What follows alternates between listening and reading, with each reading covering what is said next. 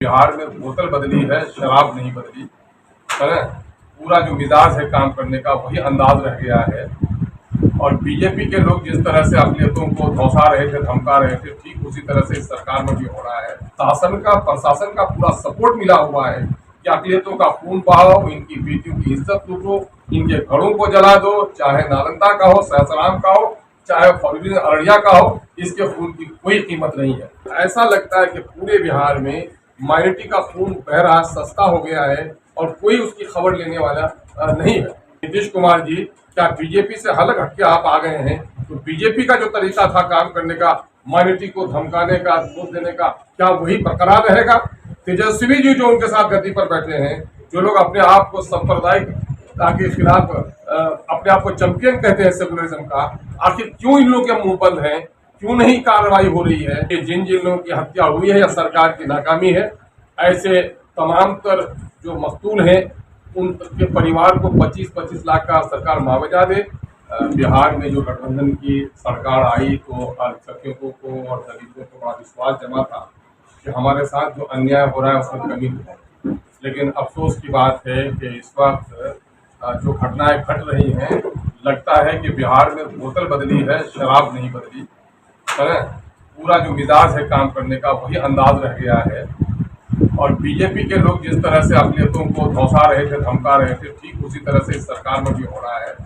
पिछले दिनों में कई गंभीर घटनाएं घटी हैं हमारे सीमावर्ती अररिया जिला में, जो एक तरफा तौर पर अक़लियत के लोगों को का वहाँ पर की हत्या हुई है। एक हत्या हुई है मिस्टर शहबाज की, रमज़ान के दिनों में शहरी के वक्त वो 10 अप्रैल को दही लाने जा रहा था। उसी के गांव में एसएसबी का कैंप है और एसएसबी के नौजवानों से पकड़ा और इस पर पकड़कर इतना पिटाई उसकी की कि वो जेल ले आते दम तोड़ दिया। एसएसबी के 5 नौजवानों के नाम से उनका बाज़ाब्ता एफआईआर कराया गया है। लेकिन वर्दी की गुंडागर्दी इस कदर है कि आज तक वो अपने काम पर तैनात वहाँ पर हैं। और दूसरी तरफ सरकार की, वहाँ के एसपी की, पुलिस की लापरवाही ये है कि एक नौजवान जिसकी बीवी बेवा हो गई, 2 बच्चे यतीम हो गए, ये महिला उनकी बीवी है, वहाँ से आई है, और अनुमंडल स्तर का भी एक पुलिस का पदाधिकारी वहाँ नहीं पहुंचा। उल्टे उसके तरफ घूस और धमकी दिया जा रहा है कि भाई तुम अपना केस उठाओ, वरना नहीं तो सभी को तुम लोग को जेल भेजने का काम करेंगे। और वहाँ पर पूरे तौर पर अल्पसंख्यक के लोग पूरे भय में हैं और वहाँ पर खौफ का मामला है। दूसरा मामला है अकबर अली का, एक 35 साल नौजवान है, उनका नरपतगंज थाना का है, और 3 तारीख को सरवन ने उसको मार डाला उसको, जबकि पुलिस आई और पुलिस ने एक शराबी तस्कर को पकड़ने के लिए इस लड़के को दौड़ाया कि तुम अकबर दौड़ के पकड़ो उसको, यानी कि नाम भी नहीं जानता था वो। धक्का मारकर पुलिस ने कहा कि दौड़ो, पुलिस की वर्दी के मारे ये लड़का दौड़ गया और वो तस्कर पकड़ा गया, जिसके नतीजे में सिर्फ इनका मर्डर ही नहीं हुआ बल्कि इनका मर्डर करके इनके दरवाजे पे फेंक दिया गया जाकर, ताकि लोगों को दर्शाया गया कि तुम्हारा मर्डर भी करेंगे, तुम्हारे दरवाजे भी भेजेंगे, देखो क्या कर लेते हो। इस घटना में भी किसी अभियुक्त की आज तक गिरफ्तारी नहीं हुई।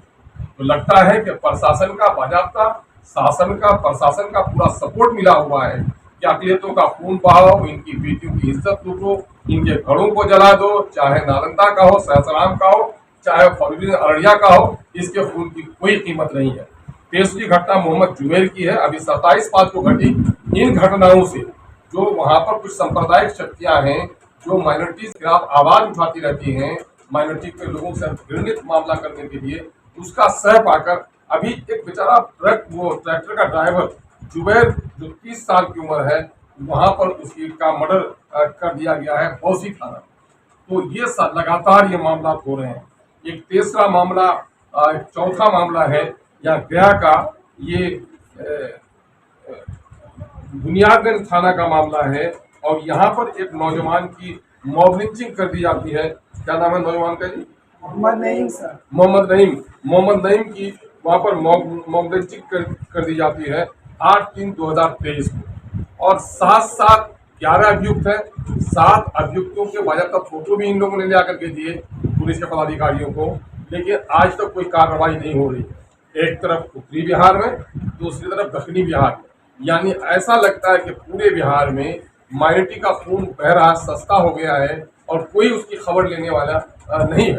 मेरा बड़ा सवाल है नीतीश कुमार जी से कि नीतीश कुमार जी क्या बीजेपी से अलग हटके आप आ गए हैं? तो बीजेपी का जो तरीका था काम करने का, माइनॉरिटी को धमकाने का, वोट देने का, क्या वही बरकरार रहेगा?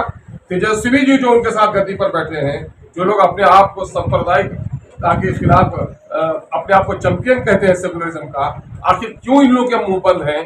क्यों नहीं कार्रवाई हो रही है? बिहार के डीजीपी से सवाल है, अभी हम लोगों ने डीजीपी से टाइम मांगा है कि एक तरफा तौर पर अकलियत के लोगों का जिस तरह से मामला हो रहा है, नौकरी में छटनी हो रही है, मदरसे में बहाली नहीं हो रही है, मदरसे के 1 लाख बच्चे इस साल इम्तिहान नहीं दे पाएंगे, उनका कॉलेज का मामला खत्म हो गया। एक तरफा तौर पर माइनॉरिटी के लोगों के साथ इस तरह की जो घटना घट रही है, इस पर एमआईएम अपने तौर पर अपने गम का, गुस्से का और सरकार की नाकामी के खिलाफ अपनी आवाज बुलंद कर रही है।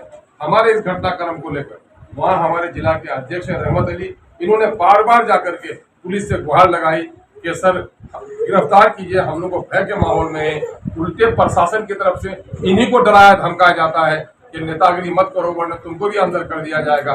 तो क्या अकलियतों का जुल्म के खिलाफ बोलना भी गुनाह हो गया है? क्या लोकतंत्र की हत्या हो गई है? तो इससे ऐसा लगता है कि पूरे राज्य में कहीं भी अकलियतों की जान, माल, इज्जत, आबरू सलामत नहीं है और ये सरकार हमें खौफ में रखना चाहती है। हमारा मुतालबा ये है कि जिन जिन लोगों की हत्या हुई है या सरकार की नाकामी है, ऐसे तमाम तर जो मकतूल हैं उनके परिवार को 25-25 लाख का सरकार मुआवजा दे और एसएसबी के नौजवान हो या फिर सरहद के दूसरे नौजवान हो, कानून से ऊपर कोई नहीं है। सरहद की पहरेदारी एक जिम्मेदारी है। क्या सरहद की पहरेदारी में किसी मासूम के खून के बहाने की उसको इजाजत होगी? आज भी वो वर्दी पर है, उन लोगों को गिरफ्तार किया जाए, जितने भी हत्यारे हैं सबकी गिरफ्तारी हो और जिन लोगों की हत्या हुई है उनके परिवार को 25-25 लाख रुपए का मुआवजा दे। और जहां पर पुलिस के जरिए से धमकाया जा रहा है, सरकार को चाहिए कि ऐसी जगहों पर जो लोग शासन प्रशासन के लोग हैं उनको हिदायत की जाए कि वहाँ के अकलियतों के जान, माल, इज्जत, आबरू की जिम्मेदारी सरकार की है और वहाँ के लोगों को सताया और परेशान न किया जाए। यही इसी काम के लिए मैंने आज आप लोगों को तकलीफ दी। लाइव बिहार यूट्यूब पर सब्सक्राइब और फेसबुक पर लाइक जरूर करें।